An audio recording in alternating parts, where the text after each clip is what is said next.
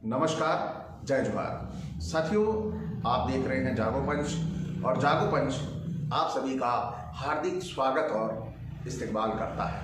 तो साथियों, आज मैं आपको देवी दुर्गा की आत्मकथा का अंतिम यानी 7वां भाग सुनाने जा रहा हूं और इस भाग में आपको बहुत सारी चीज़ें जो आश्चर्यचकित कर देने वाली मिलेंगी। पहली तो ये कि देवी दुर्गा ने अपना जीवन समाप्त कर देने के लिए नदी में छलांग लगाई थी।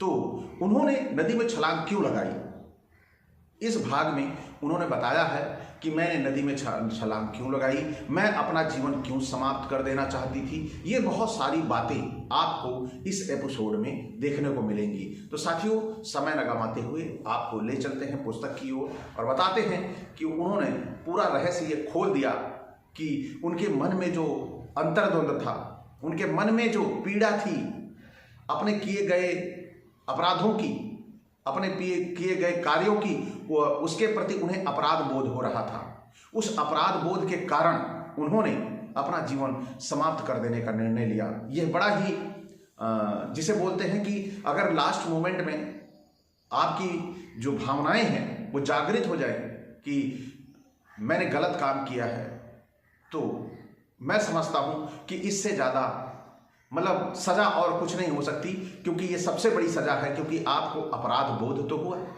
तो उस अपराध बोध की कारण उन्होंने अपने जीवन को समाप्त करने के लिए का निर्णय लिया था। वही निर्णय मैं आपको सुनाने जा रहा हूँ। तो मूल निवासियों को लगातार मौत ही मौत देते रहने से मैं देवी बन गई, मौत देने वाली देवी। पुरुष वर्ग देवता, कितनी मौतें हुई, कितनी हत्याएं हुई, ऐसे हिसाब मांगते मांगते देवता बन गए। इनके तमाम अनुचर देवगण हो गए, जो मूल निवासी बहुजनों को कहते थे कर्मण्येवाधिकारस्तु मा फलेषु कदाचन, कर्म करते रहो, पूरी ईमानदारी और निष्ठा से करो, पर फल की आशा नहीं करो। निस्वार्थ भाव से हमारी सेवा करो, हम तुम्हें स्वयं देंगे, फल देंगे और तुम्हारी सेवा का फल, और तुम्हें मोक्ष देंगे, स्वर्ग में स्थान देंगे। यही देने के आश्वासन का नाम है देव, यानी जिसे हम देवता कह देते हैं। यानी आपको मोक्ष देंगे, आपको फल देंगे और हम बन जाएंगे देव। इसी को कहते हैं देव।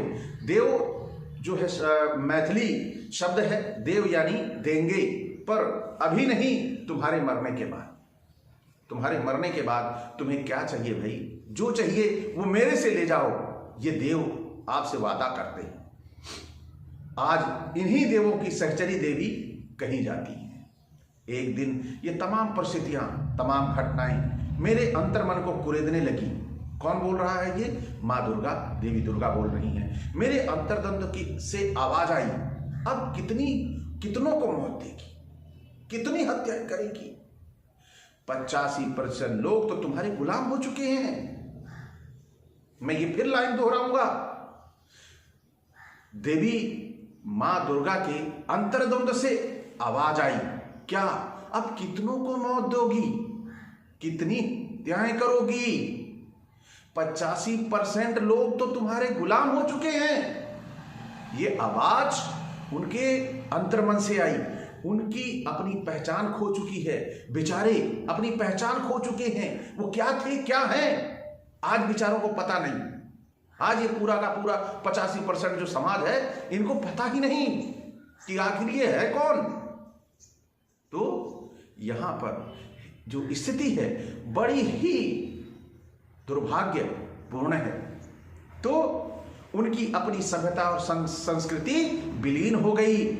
तुम्हारी सभ्यता और संस्कृति में वे तो मुख्य धारा से अलग हो चुके हैं। अब उन्हें जगाकर जोड़कर संगठित करना, संगठित कर मुख्य धारा में शामिल करने के लिए आंदोलन की प्रेरणा देने वाला कोई बचा ही नहीं। यानी इस भोले भाले समाज को, जिन्होंने अपने विनाशकर्ता को देवी मान लिया, अपने विनाशकर्ता को देव मान लिया, इनको जगाने वाला अब कोई नहीं, क्योंकि इनको जगा सकता है कोई तो यही देवी और देव ही जगा सकते हैं, दूसरा कोई जगा सकता ही नहीं। ऐसा इनके अंतर्मन में आवाज आई और जो बचा है वो बिक चुका है, वृषभ बनकर बैल पर ही सवार है और अशिक्षित है, अर्धनग्न है। उसकी सहचरी यानी पत्नी को नग्न यानी निर्वस्त्र कर बीच चौराहे पे खड़ कर दिया है, नाम दे दिया है महाकाली। 85% लोग उस नारी को मां कहने के लिए बाध्य हैं, उनकी सोच मर चुकी है। ये मां दुर्गा कह रही हैं, जिसका एकमात्र कारण है अज्ञानता, अशिक्षा। मां दुर्गा देवी की अंतर्द्वंद पीड़ा देख रही है कि ये 85% भोला भाला समाज कैसे हो गया है, ये बता रही हैं। और ये पूरा का पूरा समाज अज्ञानता और अशिक्षा में डूब चुका है। इस अज्ञानता और अशिक्षा का कारण है देव और देवियां, शिखा और सूत्र और टीका चंदन वाले लोग, जो पूरे जनसंख्या मात्र 3% है पर संगठित हैं। संगठित रहने का कारण है रोजी बेटी का संबंध। यह संबंध व्यवस्था तो आपका था, जिसे भूदेव ब्राह्मणों ने आपसे छीन लिया है। आज जो भी मूल निवासी जंगलों में छिपे हैं, उनके पास यह व्यवस्थित सुरक्षित है, उसी रूप में फूल फल रही है। हे मूल निवासी बहुजनों, यह मेरे अंतर्द्वंद की आवाज थी। इसी आवाज ने कहा, अब तुम्हें जीने का कोई औचित्य नहीं है। ये 3% लोग ही तुम्हें जीने नहीं देंगे, उनका काम हो गया है। साथियों, यहां पर आप गहराई से समझिए इस बात को। देवी मां कह रही हैं कि अब तुम्हें जीने का कोई औचित्य नहीं है, ये 3% लोग तुम्हें जीने नहीं देंगे, उनका काम हो गया है। अब वो तुम्हें हत्या और तुम्हारी लाश यानी प्रतिमा 85% लोगों के बीच खड़ा कर तुमसे भीख मंगवाते रहेंगे। यही विष्णु पुराण का अंतिम अध्याय है। और इस आवाज ने मेरे अंतर्मन को झकझोरा और मैंने अपना जीवन समाप्त करने का निर्णय ले लिया। इसी निर्णय को लेकर मैं सरस्वती के पास गई। वह उदास बैठी थी। मुझे देखते ही वह उठकर मेरे गले से लिपट गई, फूट फूट कर रोने लगी। रोते हुए उसने कहा, मेरी प्यारी अमृते, संगीत जो जीवन है, पर मेरा संगीत मूल निवासियों की मौत का पैगाम है।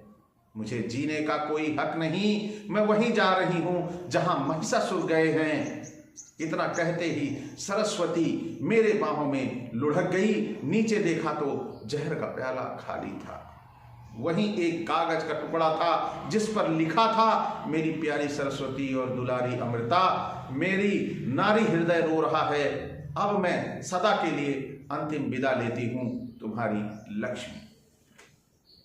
ये पीड़ा जो शब्दों में आपको बयान हो रही है, ये पीड़ा, ये पुस्तक जो है, इसका नाम है महिषासुर मर्दिनी, देवी दुर्गा, मेरी कहानी मेरा अंतर्द्वंद। इसका आज अंतिम भाग था और इसके लेखक हैं गंगा प्रसाद गंगेश जी। बहुजन साहित्य प्रसार केंद्र नागपुर का है ये, और सिवली ग्राफिक्स में ये इसकी अक्षर रचना की गई है।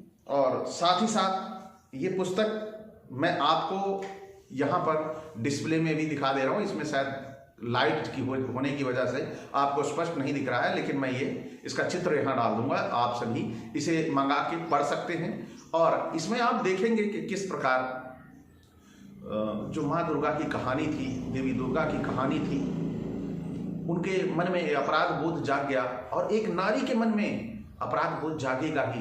नारी गलत करेगी तो आज नहीं तो कल नारी पश्चाताप भी करेगी, क्योंकि वह जगत जननी है और जगत जननी किसी के साथ गलत नहीं करती। लेकिन गलत अगर किसी ने करवा लिया है तो वह धोखे से करवाया होगा।